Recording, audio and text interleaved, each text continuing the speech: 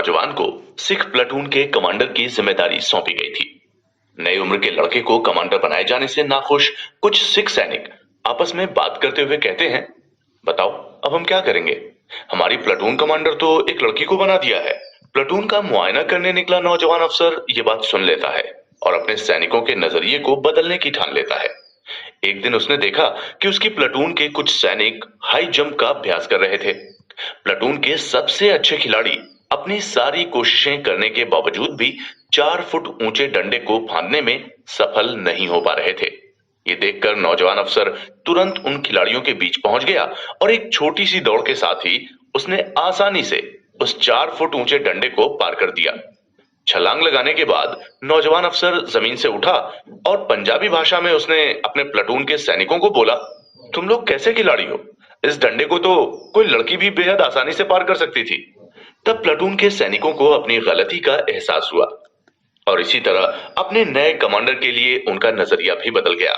इस किस्से में वो नौजवान अफसर कोई और नहीं बल्कि भारत के पहले फील्ड मार्शल सैम मानेकशॉ थे। सैम बहादुर के नाम से मशहूर सैम मानेकशॉ की जिंदगी यकीनन बहादुरी की एक मिसाल है। ये सैम की बहादुरी ही थी कि शरीर में 9 गोलियां लगने के बाद भी दूसरे विश्व युद्ध के दौरान अपने सैनिकों का हौसला बढ़ाते हुए उन्होंने अपने मोर्चे पर जीत हासिल की।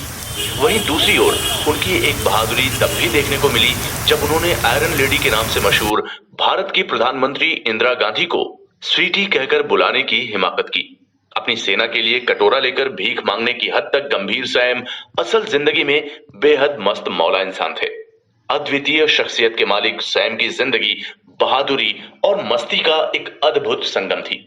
उन्होंने इंदिरा गांधी से वादा किया था कि पाकिस्तान से युद्ध होने पर अगर उन्हें खुली छूट दी जाए तो वो 2 हफ्ते के भीतर पूर्वी पाकिस्तान उनको सौंप देंगे और वाकई में उन्होंने ये करके भी दिखाया।